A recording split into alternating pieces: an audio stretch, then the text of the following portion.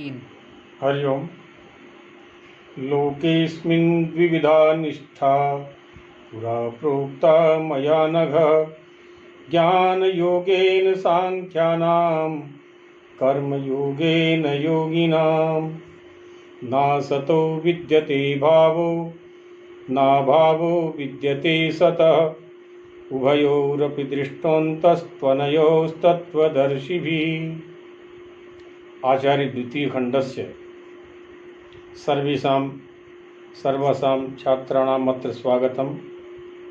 प्रथम प्रश्नपत्रे अस्माकं पाठः चलति सांख्यकारिकाया तृतीयो भागः।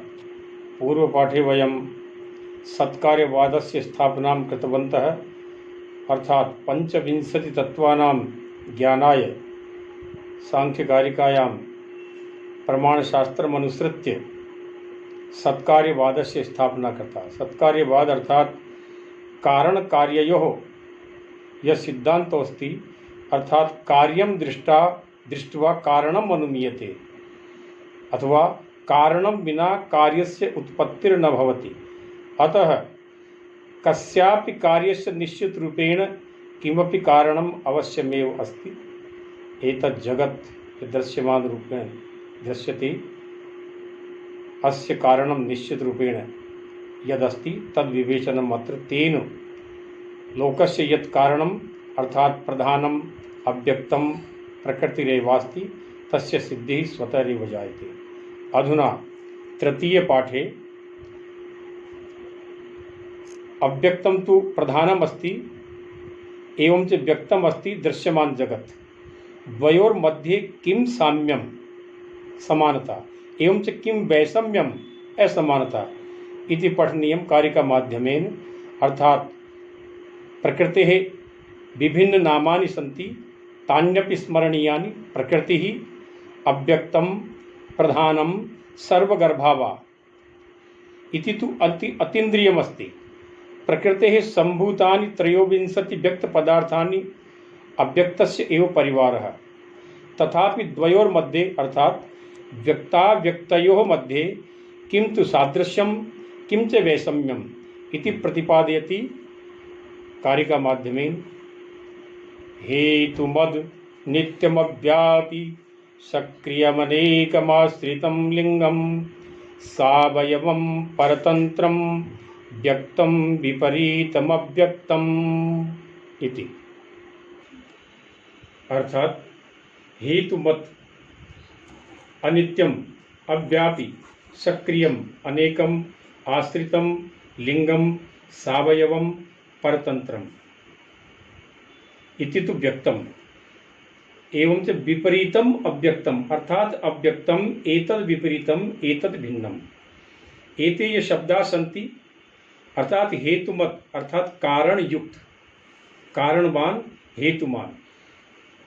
व्यक्त कारण युक्त है क्योंकि व्यक्त एक कार्य है और इसकी उत्पत्ति अपने कारण से हुई है, इसलिए हेतु युक्त होने के कारण यह है हेतुमान कहलाया। अनित्य है अर्थात शाश्वत रूप से व्यक्त स्थिर नहीं रहता। ये जगत शाश्वत नहीं है, स्थिर नहीं है, विनाशशील है, इसलिए इसे हम जो है अनित्य कहेंगे। तो व्यक्त अनित्य है। अव्यापी, यह सर्वत्र व्यापक नहीं है, इसकी व्याप्ति सर्वत्र सार्वभौमिक रूप से नहीं है। जो जगत के जो पदार्थ है वो एक स्थान विशेष में दिखाई देंगे, वे विभू नहीं हो सकते। सक्रियम, ये क्रियाशील है, और अनेक है, आश्रित है, ये एक दूसरे पर आश्रित है। लिंगम यानी ये किसी अन्य अपने कारण का ज्ञान कराने वाले हैं, और लीन होने वाले हैं, यानी प्रलय की दशा में यह जगत लीन हो जाता है, तो उसी प्रकार से ये भी सब प्रलय दशा में लीन होने वाले हैं। सावयवम, अवयव युक्त है, परतंत्र है, यानी ये स्वतंत्र नहीं है, ये अपने मूल कारण पर परतंत्र है। इस प्रकार से व्यक्त के इतने विशेषण रहे। ये आगे कहा एक शब्द में, अंतिम जो शब्द कारिका का, विपरीतम अव्यक्तम अर्थात अव्यक्त इनसे विपरीत है।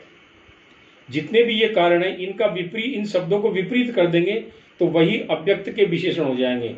तो अव्यक्त इनके विपरीत यानी इनसे भिन्न है। व्यक्त की जितनी विशेषताएं बताई गई, अव्यक्त इनसे विपरीत है अर्थात इनसे भिन्न है। तो हम देखेंगे कि यदि व्यक्ति हेतु मत है, कारण युक्त है, क्योंकि ये पंच महाभूत, पंच तन्मात्राएं, ज्ञानेन्द्रिय, कर्मेंद्रिय, ये सब जो है एक दूसरे से उत्पन्न है। यानी पहले मूल प्रकृति से उत्पन्न महत, महत से अहंकार, और अहंकार से पंच तन्मात्राएं, एकादश इंद्रिय, फिर पंच तन्मात्राओं से पंच महाभूत, यानी ये एक कारण की श्रृंखला में बंधे हुए हैं। ये सब हेतु मत है, अपने कारण से युक्त है। अनित्य है अर्थात विनाशशील है, क्योंकि प्रलय दशा में ये सब अपने कारण में लीन हो जाते हैं। प्रलय दशायाम सर्वेपि स्वकारणे लीना भवन्ति। अव्यापी, कार्यम कदापि व्यापकम न भवति, क्षेत्र विशेषे ही प्राप्यते, व्यक्तम अर्थात एतत् जगत कार्यमस्ति अतः व्यापकम नास्ति। सक्रियम, अत्र क्रियाशीलता अस्ति, यथा जन्म काले शिशु अवस्था, तदनन्तरं यौवनावस्था, वृद्धावस्था, जन्म मरण इत्यादि क्रियाशीलता अत्र दृश्यते। पुनरपि जननम पुनरपि मरणम पुनरपि जननी जठरे शयनम इति प्रसिद्धमेव, अर्थात जीवने क्रियाशीलता भवति, अर्थात व्यक्त पदार्थेषु क्रियाशीलता अस्ति। अनेकम सकलेषु जीवेषु महत् बुद्धि एवं च मनोदशाया वैविध्यम दृश्यते, अतः अनेकता व्यक्तिषु दृश्यते एव। आश्रितम अर्थात व्यक्तम जगत स्वकारणाश्रितम अर्थात अव्यक्त आश्रितम अस्ति। लिंगम अर्थात सूचकोस्ति, अव्यक्तम व्यक्तम स्वमूलस्य अर्थात अव्यक्तस्य सूचकम अस्ति। सावयवम एतानि त्रयोविंशति पदार्थानि संयुक्त रूपेण यथा शरीरे पंचभूतानि एकादशेन्द्रियाणि पृथगपि मिश्रितानि सन्ति। हमारे शरीर में ये अवयव युक्त हैं, अर्थात हमारे शरीर में ये 23 पदार्थ, महत, अहंकार, एकादश इंद्रिय, पंच तन्मात्राएं और पंच महाभूत, ये अलग अलग होते हुए भी अवयव के रूप में संगठित होकर के रहते हैं, तो ये सावयव है, यानी अवयव युक्त है। परतंत्रम अर्थात ये दूसरे के अधीन होना, यानी अपने कारण के अधीन होना। व्यक्त अपने कारण के अधीन है, व्यक्त कार्य है, इसका कार्य है, इसका कारण है मूल प्रकृति, अतः ये प्रकृति के अधीन है, स्वतंत्र नहीं है। अब यहाँ विपरीतम अव्यक्तम अर्थात अव्यक्त इनसे विपरीत है। तो हम सामान्य रूप में कहें तो अव्यक्त, अगर व्यक्त हेतु मत है तो अव्यक्त अहेतु मत हो जाएगा, यानी कारण से रहित। कारण से रहित से मतलब है, तात्पर्य यहाँ कि अव्यक्त स्वयं अपने आप में मूल प्रकृति है, उसका और अन्य कोई कारण नहीं है, उसकी उत्पत्ति का कोई कारण नहीं है, वह किसी का कार्य नहीं है, इसलिए वह अहेतु मत है। अव्यक्त नित्य है, यानी इसकी नित्य दशा ये विनाशील नहीं है। यह व्यापक है, अव्यक्त व्यापक रूप में है। अक्रिय है, ये स्वयं सक्रिय नहीं है, अव्यक्त स्वयं सक्रिय नहीं है, इसके जो कार्य हैं वे उनकी सक्रियता है, यह स्वयं अपने आप में अक्रिय है। अव्यक्त एक है, यदि व्यक्त अनेक है तो अव्यक्त एक है। व्यक्त आश्रित है तो अव्यक्त अनाश्रित है, यानी किसी पर आश्रित अव्यक्त नहीं है। व्यक्त लिंग है, यानी किसी का सूचक है, लीन होने वाला है, तो अव्यक्त अलिंग है। व्यक्त निरवयव है, व्यक्त सावयव है, तो अव्यक्त निरवयव है। और व्यक्त यदि परतंत्र है तो अव्यक्त स्वतंत्र है, यानी अव्यक्त किसी के पराधीन नहीं है, किसी के अधीन नहीं है। इस प्रकार से व्यक्त और अव्यक्त के मध्य में व्यक्ता व्यक्तयो मध्ये किम वैषम्यम अस्ति इति कारिका माध्यमेन अत्र स्पष्टम। अग्रिम कारिकायाम एकादश कारिकायाम व्यक्ता व्यक्तयो अत्र वैषम्यम तु प्रतिपादितम परम द्वयोर मध्ये किम साम्यम इत्यपि इति एकादश कारिकायाम प्रतिपादयति। त्रिगुणम अविवेकी विषयः सामान्यम अचेतनम प्रसवधर्मी व्यक्तम तथा प्रधानम तद विपरीतस्तथा च पुमान्। त्रिगुणम, तीनों गुणों से युक्त। अव्यक्त तीनों गुणों से युक्त है और व्यक्त भी तीनों गुणों से युक्त है। सत्व रज तम। अव्यक्त अविवेकी है तो व्यक्त भी अविवेकी है। अव्यक्त विषय है, व्यक्त भी विषय है। अव्यक्त भी सामान्य है, व्यक्त भी सामान्य है। अव्यक्त अचेतन है और व्यक्त भी अचेतन है। अव्यक्त प्रसवधर्मी है, यानी जननशीलता, उत्पादनशीलता, व्यक्त भी प्रसवधर्मी है।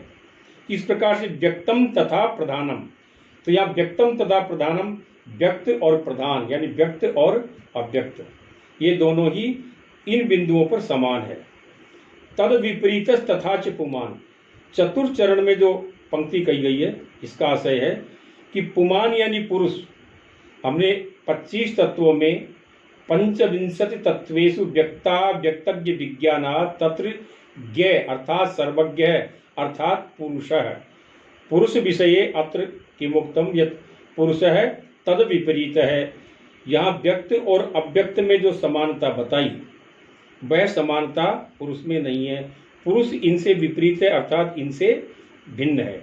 आगे एक शब्द और तथाच, यानी समान भी, यानी अव्यक्त के दशम कारिका में जो विशेषण बताए वे पुमान में भी है, लेकिन यहाँ जो एकादश कारिका में जो विशेषण है व्यक्त और अव्यक्त की समानता के, पुमान इससे भिन्न है।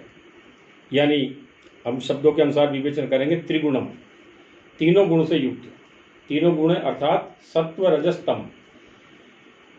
प्रकृति अपने आप में, जिसका नाम प्रकृति है, यह अपने आप में सत्व रजस तमसाम साम्यावस्था प्रकृति ही।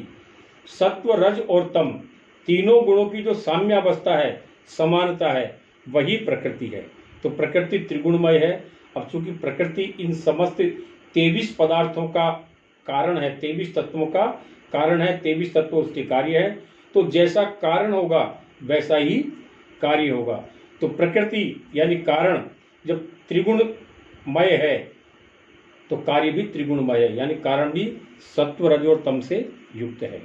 अविवेकी, ये शब्द ध्यान देने योग्य है। यहाँ भाषा विज्ञान के, भाषा व्यवहार के प्रयोग के कारण शब्दों का अर्थ बदल जाता है। तो यह अविवेकी यानी विवेक ज्ञानवान वाला शब्द नहीं है। अविवेकी का यहाँ विवेकी होता है मिलकर के सामूहिक रूप में, संग्रह स्वरूप में, और अविवेकी यानी पृथक पृथक रूप में, ये पृथक पृथक रूप में है। विषय है अर्थात ये सभी के विषय हैं। प्रकृति में अपने आप में विषय है और 23 जो पदार्थ है, तत्व है, कार्य रूप, वे भी विषय हैं, उपभोग योग्य है, जानने योग्य है। सामान्यम, ये सभी व्यक्त और अव्यक्त दोनों के लिए समान विशेषण है। सामान्यम या दोनों ही सामान्य है। अगला विशेषण है अचेतनम, यानी महत्वपूर्ण है। व्यक्त भी अचेतन है और उससे उत्पन्न होने वाले उसके जो कार्य हैं 23 वे भी अचेतन है। प्रसवधर्मी, प्रसवधर्मी से तात्पर्य है उत्पादनशीलता, जननशीलता, यानी ये पदार्थ क्योंकि प्रकृति से उत्पन्न हुए 23 पदार्थ, प्रकृति से महत, महत से अहंकार, अहंकार से एकादश इंद्रिय और पंच तन्मात्राएं, पंच तन्मात्राओं से पंच महाभूत, यानी एक दूसरे को उत्पादन करने की इनकी एक सतत श्रृंखला है, सतत परंपरा है। तो जगत में भी हम इसको देखते हैं कि जगत में यहाँ उत्पादन, ये पदार्थ एक दूसरे को क्रमशः उत्पन्न करने जाते हैं। तो जगत की जो उत्पादन पद्धति है, जगत की जो जननशीलता है, वो इसी तत्व के कारण है, यानी प्रसव धर्मिता। हमें जगत में जो प्रसव धर्मिता दिखाई देती है वो यही मूल कारण है। तो व्यक्तम तथा प्रधानम, इस प्रकार से व्यक्त और प्रधान में, यानी व्यक्त और अव्यक्त में, व्यक्त और प्रकृति में यह समानता है। दोनों के बीच में यह समानता बताई, लेकिन पुरुष इनसे भिन्न है। तो यहाँ तद विपरीत है, पुमान जो कहा, तो पुमान अपने आप में इनका विपरीत हो जाएगा, यानी ये त्रिगुणमय है तो पुमान यानी पुरुष वह त्रिगुणातीत होगा। इसलिए हम जो सर्वशक्तिमान परमेश्वर है उसको त्रिगुणातीत ही मानते हैं। ये गुण युक्त है, यानी ये तीनों गुण से युक्त है, तो पुरुष जो है वह त्रिगुणातीत है अर्थात निर्गुण है। ये संग्रह स्वरूप में है, मिले हुए हैं, यानी अविवेकी है, तो पुरुष विवेकी है, यानी अन्य से पृथक है, पृथक स्वरूप उसका, यानी असंग्रह स्वरूप में रहने वाला है। ये विषयी हैं, विषय हैं, तो पुरुष अविषय है। ये सामान्य है, व्यक्त और अव्यक्त सामान्य है, तो पुरुष इनसे विशिष्ट है, उसका विशेषण होगा विशिष्ट। व्यक्त और अव्यक्त चेतना रहित है, तो पुरुष चेतना युक्त है। ये व्यक्त और अव्यक्त प्रसव धर्मी है, तो पुरुष अप्रसव धर्मी है। तो यहाँ तद विपरीत है पुमान, तो पुरुष परम विराट पुरुष इनसे विपरीत है, ये सिद्ध हुआ। आगे तथाच पुमान, लेकिन कुछ बिंदुओं में पुमान यानी वह पुरुष समान भी है, तथाच वैसा भी है। तो कैसा है, यानी प्रकृति के जो 10वीं कारिका में जो विशेषण आए थे, प्रकृति का विशेषण था अहेतुमत, यानी प्रकृति जिस प्रकार से अहेतुमत है उसी प्रकार से पुरुष भी अहेतुमत है। प्रकृति नित्य है, पुरुष भी नित्य है। प्रकृति व्यापक है, पुरुष भी व्यापक है। प्रकृति अक्रिय है, पुरुष भी अक्रिय है। प्रकृति एक है, पुरुष भी एक है। प्रकृति अनाश्रित है, पुरुष भी अनाश्रित है, यानी किसी के आश्रित नहीं है। प्रकृति अलिंग है, पुरुष भी अलिंग है। प्रकृति निरवयव है, पुरुष भी निरवयव है। प्रकृति स्वतंत्र है, पुरुष भी स्वतंत्र है।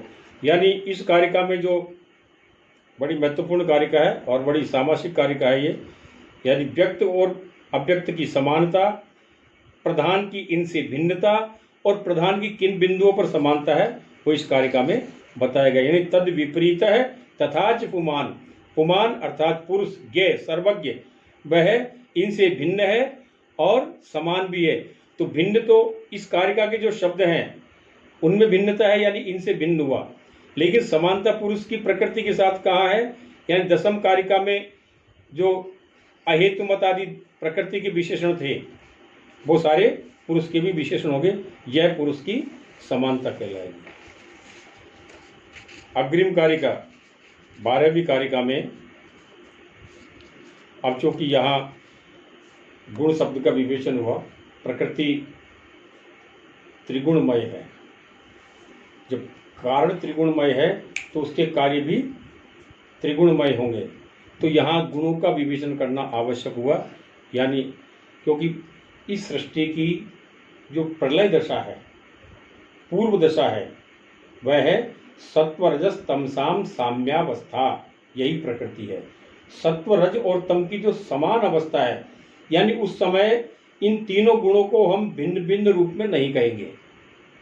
सृष्टि उत्पत्ति से पूर्व की जो दशा है इन तीनों गुणों की, और यही प्रलय दशा कहलाती है। यानी इन तीनों गुणों को हम अलग अलग रूप में नहीं कहकर केवल एक गुण शब्द रह जाएगा, और उस गुण शब्द में ये तीनों समाहित रहेंगे, लेकिन साम्यावस्था में रहेंगे, उसे ही हम प्रलय दशा कहते हैं। तो ये तीनों गुण, इनका स्वरूप कैसा है, इनका लक्षण क्या है, इसका आगे विवेचन किया जा रहा है। क्योंकि प्रकृति शब्द अपने आप में इन तीनों गुणों का ही एक सम्मिलित स्वरूप है।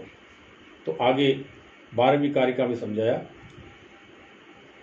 प्रीत्य प्रीति विषादात्मकः प्रकाश प्रवृत्ति नियमार्थः अन्योन्याभिभवाश्रय जनन मिथुन वृत्तयश्च गुणः, अर्थात व्यक्त में और अव्यक्त में दोनों में तीनों गुण है। जब कारण में तीनों, कारण त्रिगुणमय है तो कार्य का त्रिगुणमय होना, त्रिगुण युक्त होना स्वाभाविक है। यथा कारणम तथैव कार्यम, तो यह समानता दोनों के बीच में है। तो यहाँ गुणों का स्वरूप बता रहे हैं कि तीनों गुण कैसे हैं। तो यहाँ यथा संख्यम अनुदेश समानाम, व्याकरण के इस नियम के अनुसार क्रम से है प्रीति अप्रीति विषादात्मका, प्रीति अप्रीति और विषाद, ये इनका मूल है, इनसे ये युक्त है, ये इनका धर्म है। आत्मक शब्द जहाँ आवे वो उसके मूल धर्म का वाचक होता है। यानी तीनों ही गुण प्रीति अप्रीति और विषाद जिनका धर्म है, अर्थात सत्व रज और तम। सत्व गुण अर्थात प्रीति युक्त सुख का वाचक, रज अप्रीति यानी मोह, दुख का वाचक, और तमोगुण विषाद युक्त यानी दुख का वाचक, और यहाँ इसका जड़ता का वाचक। सुख, दुख और मोह क्रमशः प्रीति, सुख, अप्रीति, दुख और विषाद, मोह, यानी सत्व, रज और तम सुख, दुख और मोह के कारक हैं। यानी जहाँ सत्व गुण होगा सुख होगा, जहाँ रजोगुण होगा वहाँ दुख होगा, और जहाँ तमोगुण की प्रधानता होगी वहाँ मोह होगा। इस प्रकार से ये तीनों गुण है। सुख, दुख और मोह इनके मूल हैं। यानी आत्मक जहाँ कहा तो आत्मक होते ये धर्म, उसका इनका धर्म हुआ, तो सुख और दुख और मोह इनका धर्म है। यानी एक प्रकार से ज्ञान, क्रिया और जड़त्व से ये युक्त है। आगे है प्रकाश प्रवृत्ति नियमार्था, यानी प्रकाश प्रकाशित करना, प्रवृत्ति यानी प्रेरित करना, नियम यानी बांधना। तो क्रम से यथासंख्यम सत्वगुण प्रकाशित करने वाला, रजोगुण प्रवृत्त करने वाला यानी प्रेरित करने वाला, किसी भी कार्य के लिए प्रेरणा देने वाला, और नियमार्था यानी बांधने वाला, जिसके स्वभाव में ही बंधन हो, जड़ता हो, बांधने वाला। यहाँ नियम से तात्पर्य बांधने वाला, तो ये तमोगुण का पर्याय हुआ, तमोगुण का कार्य हुआ। यानी इनका यह अर्थ है प्रकाश, प्रवृत्ति, नियमार्था, यानी ये तीनों प्रकाश, प्रवृत्ति और नियम, ये इन तीनों गुणों का अर्थ है, अर्थात प्रयोजन है। ये इनका प्रयोजन है। क्योंकि हमें देखते हैं कि जहाँ सत्व गुण होगा वहाँ प्रकाश से तात्पर्य है उसके अंतःकरण में इस प्रकार का प्रकाश होगा कि किसी भी विषय वस्तु को यदि पढ़ेंगे तो तत्काल उसके स्मरण होगा, उसको याद होगा, और यही उसका प्रकाशित होना है, और ज्ञान भी उसके हृदय में प्रकाशित होगा। तो ये सत्व गुण का अपना प्रभाव है, सत्व गुण का अपना प्रयोजन है। प्रवृत्ति यानी रजोगुण प्रवृत्ति का वाचक है, प्रवृत्ति का कारक है। किसी भी कार्य के प्रति हमारा जो मंत्र है चरैवेति चरैवेति चरैवेति, तो यहाँ प्रेरणा, किसी कार्य को करने के लिए प्रवृत्त करना, ये रजोगुण का कार्य है। और नियम यानी जड़ता, बांध देना। जहाँ तमोगुण के आधिक्य होगा वहाँ इतना बंधन होगा कि व्यक्ति व्यस्त तो रहेगा लेकिन काम नहीं कर पाएगा, और उसकी व्यस्तता भी किस प्रकार की रहेगी, अनावश्यक व्यस्तता। तो इस प्रकार से बंधन का बांधने वाला जो है वह तमोगुण है। तो प्रकाश, प्रवृत्ति और नियम यानी बंधन, यह इन तीनों गुणों का स्वभाव है, यही इनका प्रयोजन है। तो तीनों गुणों के लिए क्रम से हमने शब्द पढ़े, प्रीति, अप्रीति और विषाद युक्त, प्रकाश, प्रवृत्ति और नियम युक्त। आगे इनके बारे में महत्वपूर्ण बात बताइए, अन्योन्य अभिभव, एक दूसरे को दबाने वाले। यानी यद्यपि ये गुण प्रलय दशा से पहले ही एक साथ रहते हैं, प्रलय दशा में साम्यावस्था में एक साथ रहने वाले वो गुण एक दूसरे को दबाते हैं। यानी एक दूसरे को दबा करके और स्वयं प्रभावी होना, ये इनका अपना मूल स्वभाव है। तो अन्योन्य अभिभव, ये एक दूसरे को दबाते हैं लेकिन आश्रय, एक दूसरे के आश्रय में रहते हैं। यानी इनमें विवाद इस प्रकार का नहीं है कि ये एक दूसरे को दूर कर दें, ये एक दूसरे के बिना रह नहीं सकते। यानी तीनों ही गुण एक दूसरे को दबा करके स्वयं प्रभावी होते हैं, ये इनकी प्रवृत्ति में है, लेकिन एक दूसरे के बिना ये नहीं रह सकते। यदि एक प्रभावी है तो बाकी जो शेष दो गुण है वो उसके आश्रय में रहेंगे, और इनका इस प्रकार से मिलकर के ये कार्य चलेगा। जनन मिथुन वृत्तयस्य गुणा, ये जनन यानी उत्पादनशीलता, प्रसव धर्मिता, इनका अपना गुण जो प्रकृति में हम कार्य में जो देखते हैं, यानी इनके जो 23 पदार्थ हैं। अब चूंकि प्रकृति का स्वरूप ही त्रिगुणमय है, तो प्रकृति के जितने भी कार्य हैं उनमें हम जनन यानी प्रसव धर्मिता देखते हैं। मिथुन वृत्तयस्य गुणा, इस प्रकार से ये गुण मिथुन वृत्ति यानी मिलकर के कार्य करने की इनकी अपनी सामर्थ्य है। मिल करके कार्य करना इनका व्यवहार है, इनकी अपनी विशेषता है।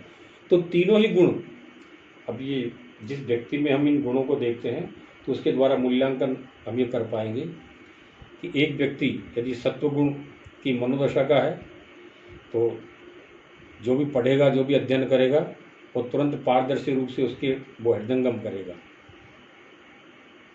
रजोगुण अपने आप में प्रेरित करने वाला है, लेकिन चंचलता इसका मूल है, क्योंकि जब रजोगुण ज़्यादा प्रभावी हो तो व्यक्ति एक स्थान पर बैठ भी नहीं पाएगा। ध्यान लगाएगा तो मन चंचलता के कारण इधर उधर घूमेगा, पढ़ने लगेगा तो मन भी इधर उधर चंचलता के कारण अन्य स्थानों पर दौड़ेगा। तो यह मन की स्थिति, चंचलता की स्थिति रजोगुण के कारण। और विषादात्मक पता ही है, और प्रकाश, प्रवृत्ति और नियम इनका यह स्वभाव है। एक दूसरे को ये दबाने वाले हैं, लेकिन फिर भी एक दूसरे के आश्रय में रहना इन्हें स्वीकार होता है। कभी इनमें इस प्रकार का विवाद नहीं है, ये एक साथ रहेंगे और ये मिल करके कार्य करना, ये तीनों गुणों का अपना वैशिष्ट्य है। यानी तीनों ही गुण प्रीति, अप्रीति और विषाद युक्त है। प्रकाश, प्रवृत्ति और नियमबद्धता इनका प्रयोजन है, स्वभाव है। ये एक दूसरे को दबाते हैं, लेकिन एक दूसरे के आश्रय में ही रहते हैं।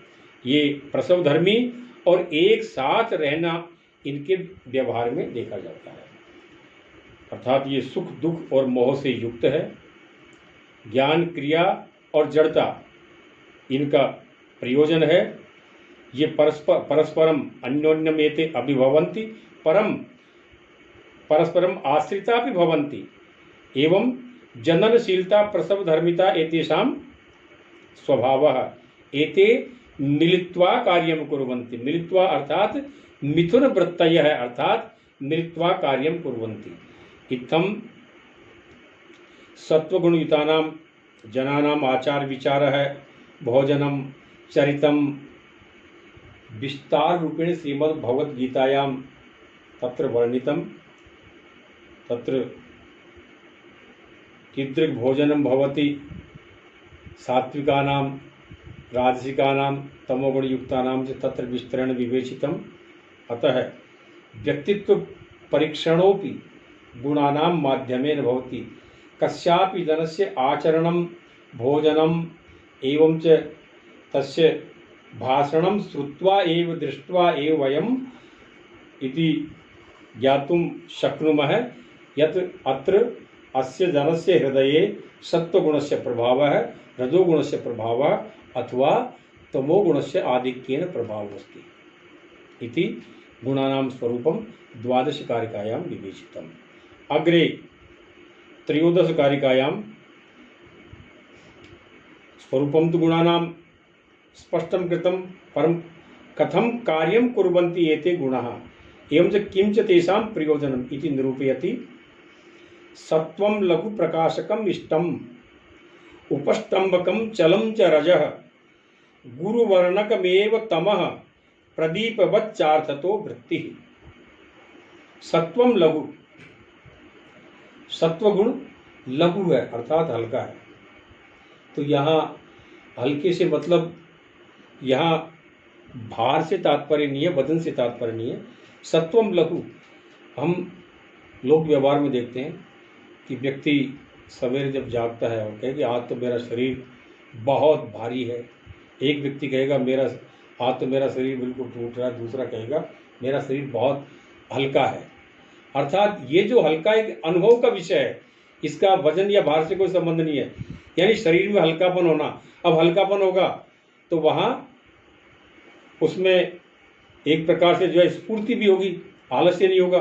तो सत्व गुण जहाँ होगा वहाँ विचार में, शरीर में हल्कापन रहेगा। यह प्रकाशक है। प्रकाशक अर्थात किसी भी विषय को, किसी भी जटिल विषय को स्पष्ट करने वाला, बिल्कुल प्रकाशित, उसको समझा देने वाला, ये सत्व गुण का अपना वैशिष्ट्य है। और ये सभी को अभिष्ट है, सभी के लिए ये इच्छित है। उपष्टम्बकम चलम च रज है। रज है, रजोगुण कैसा है? उपष्टम्बकम अर्थात प्रेरित करने वाला, प्रेरक है। और चलम यानी चंचल, चंचलता जहाँ पाई जाती है वह रजोगुण के कारण है। और यह किसी भी कार्य के प्रति प्रेरणा देना, ये रजोगुण का, क्योंकि इस सृष्टि के संतुलन में चंचल ये प्रेरणा भी आवश्यक है। कार्य के प्रति प्रेरणा का जो भाव है वो रजोगुण का ही अपना कार्य है। तो यहाँ उपस्तंभकम यानी प्रेरणा, किसी कार्य को करने की प्रेरणा देना, ये रजोगुण का कार्य है। और दूसरा इसका विशेषण यहाँ चलम यानी चंचल, रजोगुण में चंचलता पाई जाती है। गुरु वर्णकमेव तमः, तमोगुण गुरु है यानी भारीपन है इसमें, और वर्णकमेव यानी बाधक है। तमोगुण से युक्त व्यक्ति आलस्य से युक्त होगा और जड़ता से युक्त होगा। उसके स्वभाव में एक अवरोध रहेगा।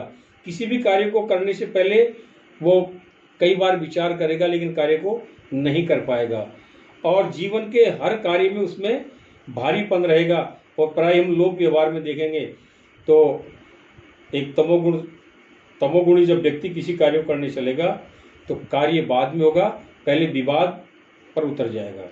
उसके बुद्धि में हमेशा संशय का भाव रहेगा, और मूड प्राय जो देखे जाते हैं, जिसे हम मूड सबसे संबोधित करते हैं, वे तमोगुण से युक्ति माने जाते हैं।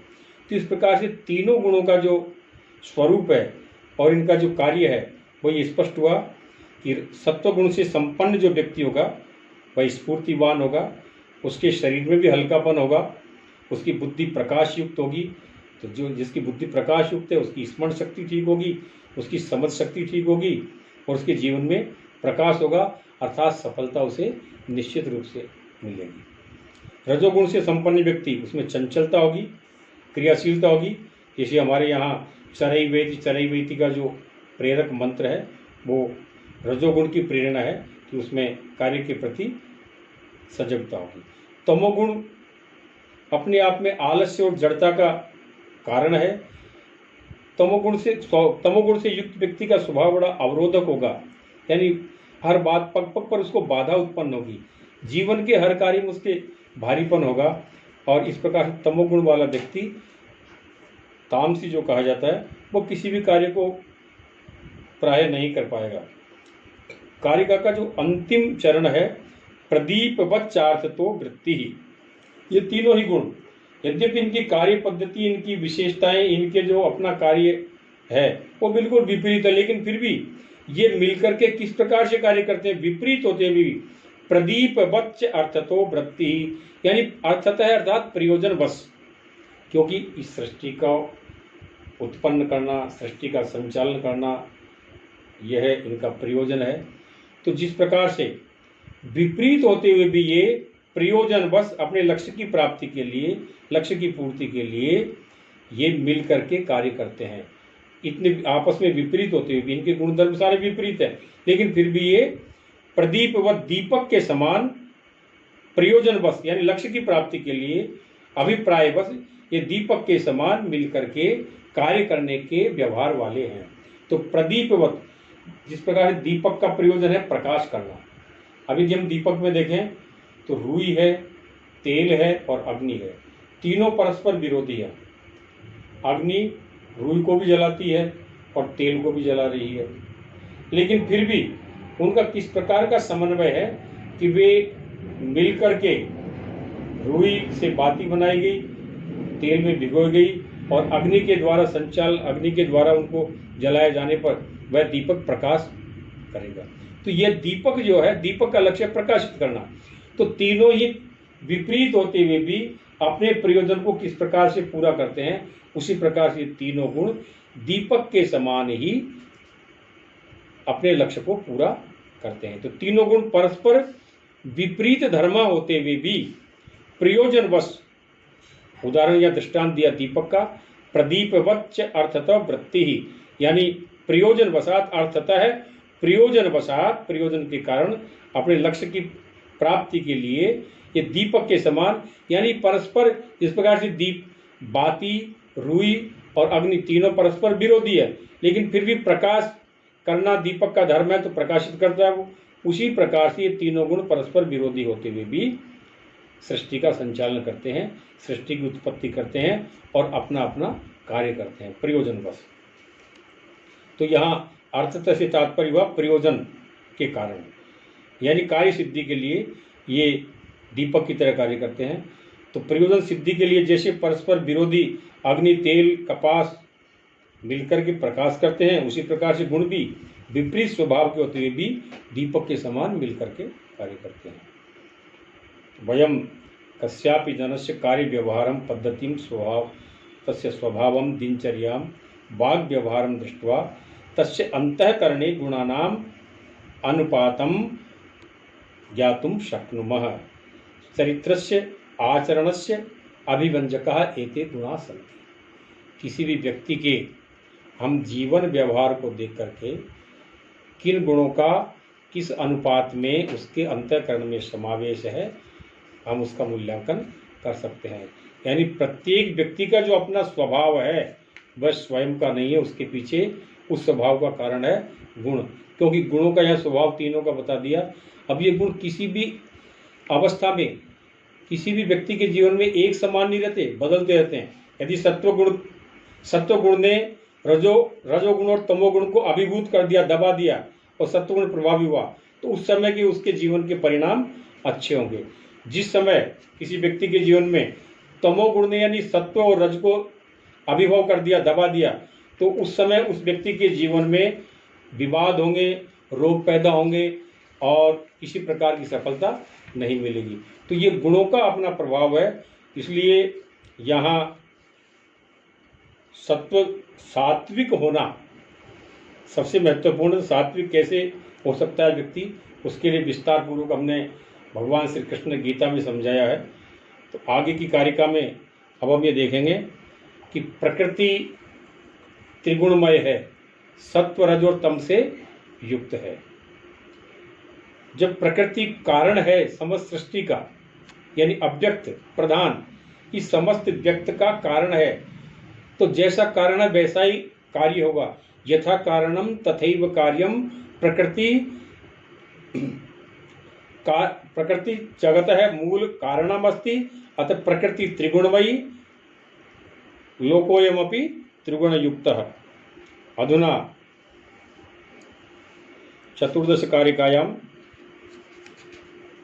वयं तत्र त्रिगुणता विषये तु उक्तवन्तः, अर्थात प्रकृति त्रिगुणयुक्ता अस्ति, व्यक्तमपि त्रिगुणयुक्तमस्ति। अधुना एकादश कारिकायां व्यक्ताव्यक्तयोः साम्यं प्रतिपादयन् त्रिगुणम् अविवेकी विषयः सामान्यम् अचेतनं प्रसवधर्मी इत्युक्तम्। अधुना सर्वेषां विशेषणानां प्रमाणीकरणं सिद्धि अस्यां कारिकायां क्रियते। अर्थात अविवेक्यादेः सिद्धिस्त्रैगुण्यात् तद विपर्ययाभावात् कारण गुणात्मकत्वात् कार्यस्य अव्यक्तमपि सिद्धम। यानी हमने त्रिगुणमय का जो दोनों में समानुपात पाया, यानी कारण त्रिगुण युक्त है और कार्य भी त्रिगुण युक्त है। तो अन्य जो विशेषण 11वीं कारिका में बताए थे, तो जब त्रिगुण की सिद्धि हो गई, यानी कारण त्रिगुण युक्त है और कार्य भी त्रिगुण युक्त है, तो फिर अन्य जो विशेषण है अविवेकी आदि, यहाँ अविवेक्यादेह शब्द को यदि हम विच्छेद करके देखेंगे तो अविवेकी आदेह, यानी अविवेकी शब्द पहले भी आया था। अविवेकी यानी मिल करके, विवेकी यानी पृथक पृथक, और अविवेकी मिल करके संभूय मिलित्वा इति। तो जब त्रिगुण शब्द की सिद्धि हमें अव्यक्त और व्यक्त में हो चुकी है, तो उसी प्रकार से त्रैगुण्य की सिद्धि होने के साथ ही अन्य जो विशेषण है उनकी भी सिद्धि स्वतः ही माननी चाहिए। यानी अव्यक्त भी अविवेकी है और व्यक्त भी अविवेकी, यानी मिलकर के कार्य करते हैं। संभूय यानी मिलित्वा एव कार्यम कुर्वन्ति। तो तीनों गुण मिलकर के संगत रूप में कार्य करते हैं। उसी प्रकार से यही विशेषता इनकी है। तद विपर्यया भावात्, क्योंकि जो 11वीं कारिका में जो शब्द बताए थे उनके विपरीत भाव दोनों में ही दिखाई नहीं देते। व्यक्त में हमें विपरीत भाव जब दिखाई नहीं देते, क्योंकि व्यक्त में तो स्पष्ट है, तो व्यक्त में हमें विपरीत भाव उसका दिखाई नहीं देता। तो विपरीत यदि नहीं है तो फिर यही है।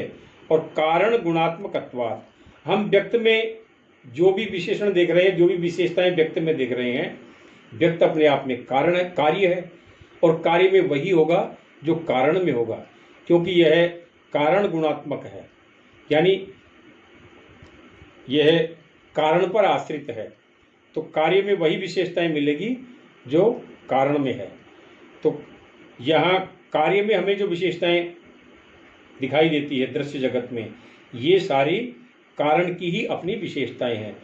तो कार्य को देख करके हम कारण का अनुमान लगाते हैं, तो इसी कार्य के आधार पर हम ये कहेंगे अव्यक्तम अपि सिद्धम, अव्यक्त की सत्ता सिद्ध होती है। तो यहाँ अविवेकी से तात्पर्य संभूय मिलित्वा, तो त्रयो गुणः संगत रूपेण अर्थात मिलित्वा कार्यं कुर्वन्ति यथा प्रदीपवत् चार्थतो वृत्ति इति उक्तम पूर्वमेव। अतः अत्र यत्र यत्र त्रिगुणत्वम तत्र तत्र अविवेकित्वम, जहाँ जहाँ तीनों गुण होंगे वहाँ वहाँ अविवेकित्व यानी मिलकर के कार्य करने का स्वभाव मिलेगा। इति अन्वय व्याप्ति बलात् यथा यत्र यत्र अविवेकित्व अभावः तत्र तत्र गुणाभावः, जहाँ अविवेकी यानी मिलकर कार्य करने की प्रवृत्ति का यदि अभाव होगा तो वहाँ गुणों का भी अभाव होगा। तो जिस प्रकार से पुरुष पुरुष पुरुष त्रिगुणातीत है, तो वहाँ मिलकर के कार्य करने की प्रवृत्ति पुरुष में नहीं है। इस प्रकार से गुणों का अपृथकत्व यानी पृथक नहीं है, पृथकता का अभाव, यह गुणों की सिद्धि हुई इस प्रकार से। तो अव्यक्त में तीनों ही गुणों का साम्य रूप है। अव्यक्तम त्रयाणाम गुणानामेव साम्य रूपम, अव्यक्तादेव सुख दुख मोहात्मको व्यक्त समूहो जाता है, कारणस्य अभिव्यक्तिरेव कार्ये भवति। इत्थम व्यक्तेषु गुणानाम अपृथक्तया कार्य संपादनम दृष्ट्वा कारणम अव्यक्तमपि अनुमीयते। इत्थम एकादश कारिकायां वर्णितः व्यक्ताव्यक्तयोः साम्य धर्मा ये सन्ति, तेषु त्रिगुणमयस्य सिद्धिर्जाता। अतः अवशिष्टानां अविवेकी सामान्य इत्यादीनामपि अनुमानं सिद्धमस्ति। कारण कार्य सिद्धांतेन अव्यक्तस्य सत्ता प्रमाणिता, अर्थात कार्यं दृष्ट्वा कारणम अनुमीयते, अर्थात एतत् दृश्यमान जगत तत्र व्यक्त रूपेण अस्ति, तद्व्यक्तं दृष्ट्वा अव्यक्तस्य सत्तापि चतुर्दश कारिका माध्यमेन अत्र सिद्धा। अधुना पंचदश कारिकायाम् अव्यक्तस्य एव सत्तां स्थापयति प्रकारांतरेण, यतो हि ये अन्ये दर्शन संप्रदायाः सन्ति यथा वैशेषिकाः नैयायिकाः एते अव्यक्ताद् व्यक्तस्य उत्पत्तिं न स्वीकुर्वन्ति। सांख्यकारिकायां तु अव्यक्तादेव व्यक्तस्य उत्पत्तिः, परं वैशेषिकाः नैयायिकाश्च अव्यक्तात् अर्थात प्रधानात् व्यक्तस्य उत्पत्तिं न स्वीकुर्वन्ति। अतएव अव्यक्तस्य प्रकृतेः प्रधानस्य व सत्तां प्रमाणयन् सांख्यकारिकाकारः अग्रे पंचदशकारिकायाम् अव्यक्तस्य सत्तां स्थापयति, भेदानां परिमाणात् समन्वयात् शक्तितः प्रवृत्तेश्च कार्यकारण विभागात् अविभागात् वैश्वरूपस्य, अर्थात भेदानां परिमाणात्। यहाँ हम ये देखें कि मूल है प्रकृति, अव्यक्त या प्रधान, और 23 जो पदार्थ हैं, त्रयोविंशति पदार्थानि यानी महत अहंकार एकादश इंद्रियाणि ये संति ते भेदा संति, तो ये भेद हैं, हम इन्हें भेद कहेंगे। तो ये भेद कैसे हैं? इन भेदों के परिमाणात यानी सीमित होने से, परिमाण शब्द का अर्थ है इनकी जो व्यापकता है ये अपने आप में सीमित है, ये व्यापक नहीं है। तो जगत में जितने भी हमें ये तत्व 23 पदार्थों के जो तत्व दिखाई देते हैं दृश्यमान जगत में, ये अपने आप में सीमित है। एक पर्वत अपने यहाँ जिस स्थान पर है तो उसी स्थान पर रहेगा। नदी जिस क्षेत्र विशेष में बहती है उसी क्षेत्र विशेष में बहेगी, यानी उसकी यह सामर्थ्य नहीं है कि वो व्यापक हो जाए या उसका परिमाण अपना व्यापक कर ले, क्योंकि व्यापकता तो भेदानाम परिमाणत, यानी अव्यक्त के जितने भी भेद हैं, यानी अव्यक्त से जो प्रसूत है वे सब परिमित है, यानी सीमित है। समन्वयात, और ये अपने मूल कारण से समन्वित हैं। 23 जो पदार्थ हैं ये अपने मूल कारण से यानी प्रकृति से समन्वित है। शक्तितः प्रवृत्तेज, और ये वहीं से इनकी शक्ति अपने मूल कारण से ही इनको प्राप्त है। और कारण कार्य विभागात, ये अपने कारण से ही, क्योंकि कार्य हमेशा कारण से ही विभाजित होता है, कारण से ही विभक्त होता है। कार्य अपने कारण से ही उसकी पहचान होती है।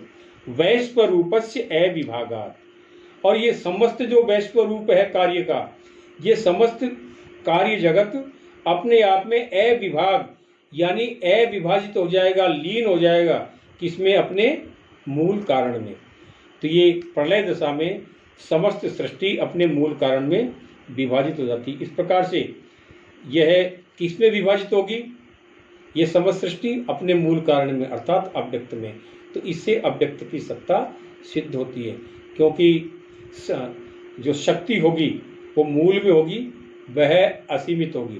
तो ये भेद जो अव्यक्त के भेद हैं ये तो परिमित है अर्थात सीमित है, ये समन्वित है यानी अव्यक्त से ही इनका समन्वय है, और ये इनकी जो शक्ति है मूल और इनका व्यवहार है ये अव्यक्त पर ही आधारित है, और अपने कारण से ही ये विभाजित रूप में प्रसवित हैं, और अंत में अपने मूल कारण में ही इनका लय यानी अविभाग होना सुनिश्चित है। तो इस प्रकार से अव्यक्तस्य भेदानाम महदादीनाम त्रयोविंशति पदार्थानां शक्ति सामर्थ्यम सीमितमेव एतेषां कारणम असीमित स्वरूपम अव्यक्तमेवास्ति।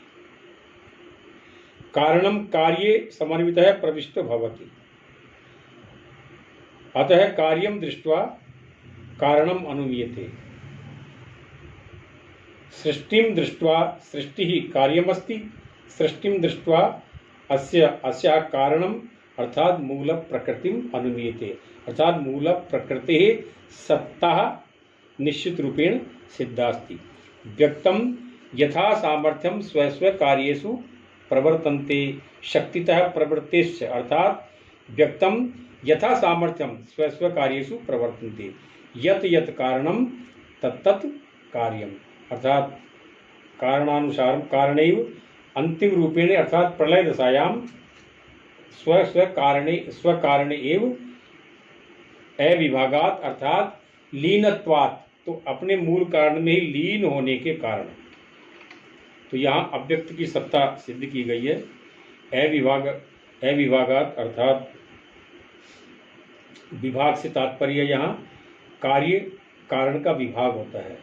जिस प्रकार से एक घड़ा मिट्टी के पिंड का विभाग होता है, मिट्टी के पिंड का ही निर्माण होता है। तो यथा घटः मृत पिंडस्य भागः तथैव त्रयोविंशति पदार्थानि स्वमूल कारणस्य विभागः। अविभागात अर्थात अविभक्ते यानी विभाजित स्वरूप नहीं रहने पर यानी लीन हो जाने पर, तो व्यक्ता नाम व्युत्क्रमतया स्वस्व स्वरूपे, अर्थात हम यदि देखें तो पंच महाभूत इस सृष्टि की उत्पत्ति जिस क्रम से है तो उसके व्युत्क्रम से यानी उल्टे क्रम से अंतिम है पंच महाभूत। पंच महाभूत किससे उत्पन्न हुए?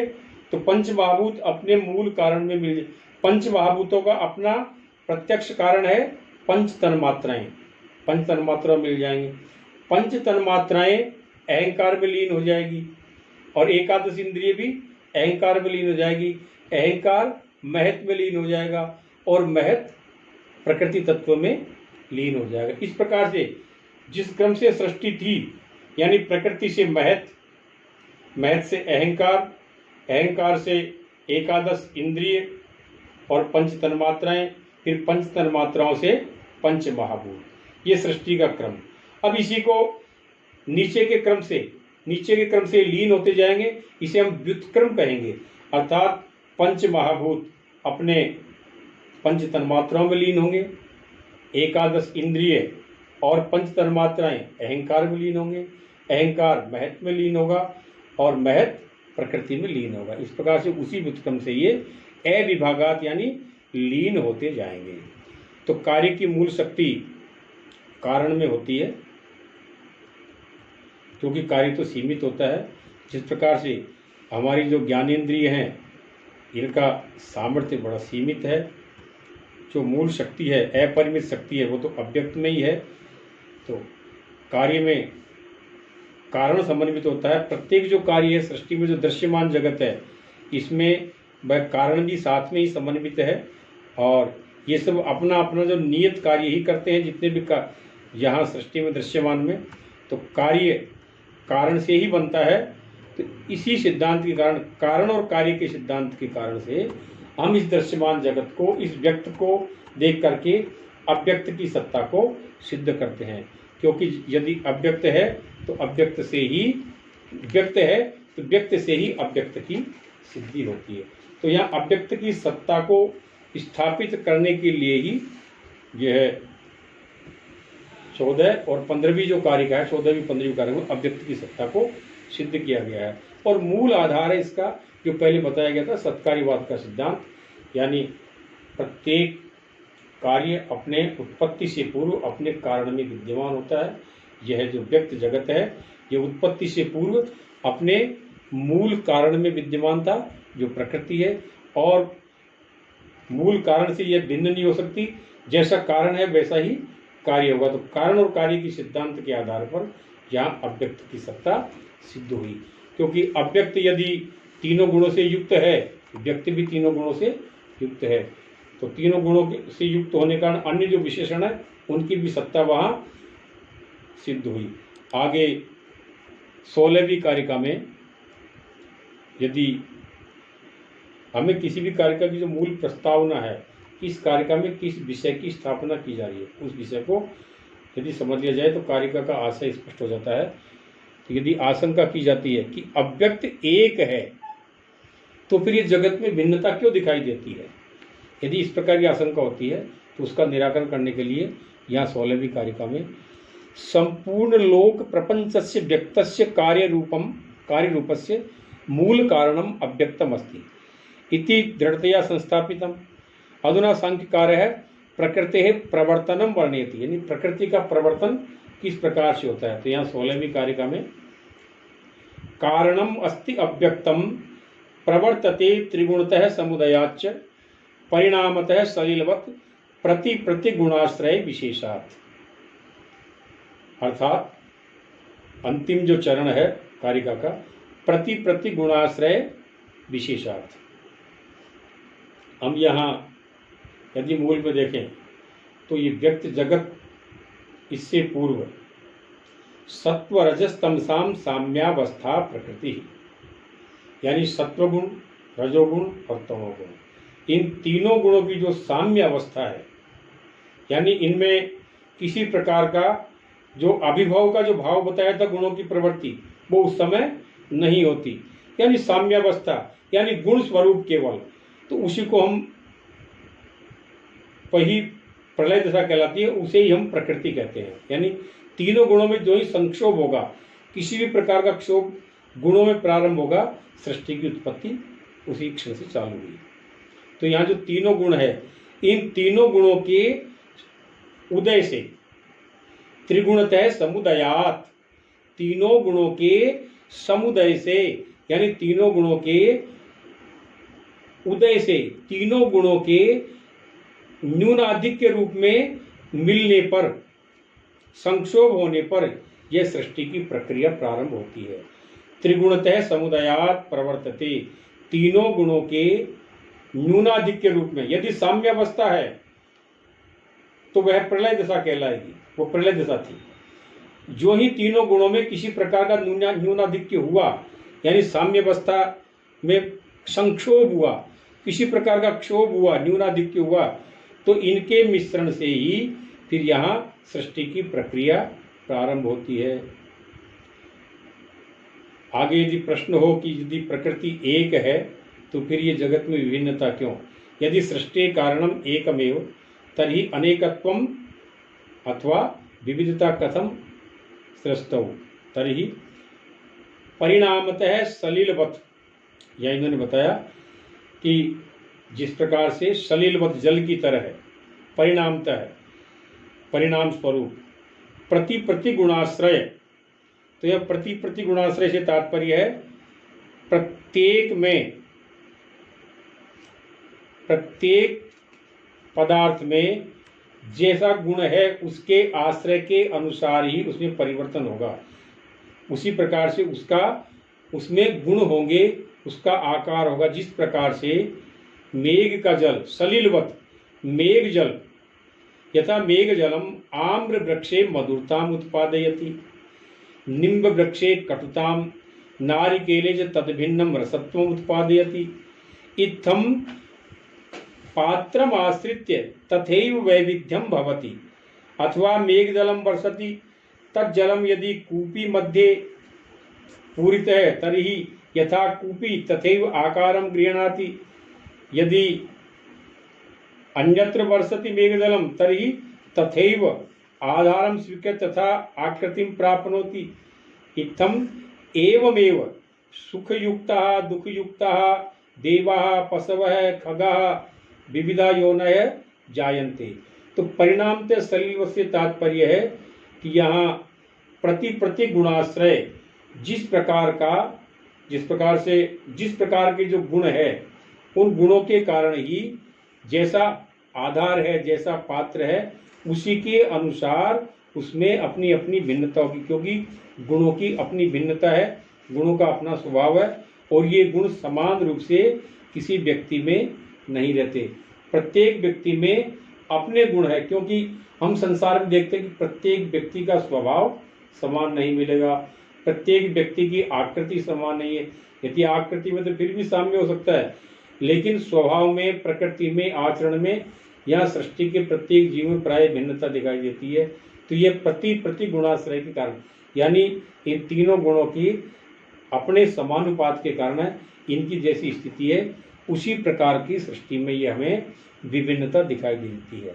तो यहाँ 16वीं कारिका में सृष्टि का प्रवर्तन किस प्रकार से होता है कि तीनों गुणों में संक्षोभ के कारण, उदयात यानी संक्षोभ के कारण, ये जब मिलकर के तीनों गुण साम्यावस्था को छोड़ करके और न्यून आधिक्य रूप में हो जो ही होंगे तो ही सृष्टि का प्रवर्तन, सृष्टि की समुत्पत्ति प्रारंभ हो जाएगी। और फिर गुणों के कारण, क्योंकि गुण अपने आप में विभिन्न स्वरूपों वाले हैं, तो सृष्टि में भी यथा पात्र विभिन्नता, वैविध्य जो हमें दिखाई देती है वह तीनों गुणों के कारण है, क्योंकि तीनों गुणों का अपना वैशिष्ट्य है, तीनों गुणों का स्वरूप, उनके धर्म, उनके लक्षण हमने पूर्व में बताए हैं कि किस प्रकार के तीनों गुणों का अपना स्वभाव है, सत्व, रज और तम।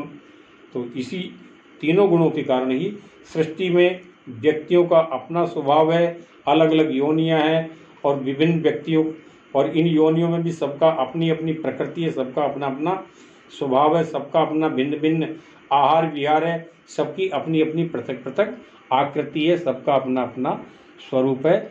ये सारा प्रति गुणाश्रय विशेषात, यानी इसी वैशिष्ट्य के कारण है।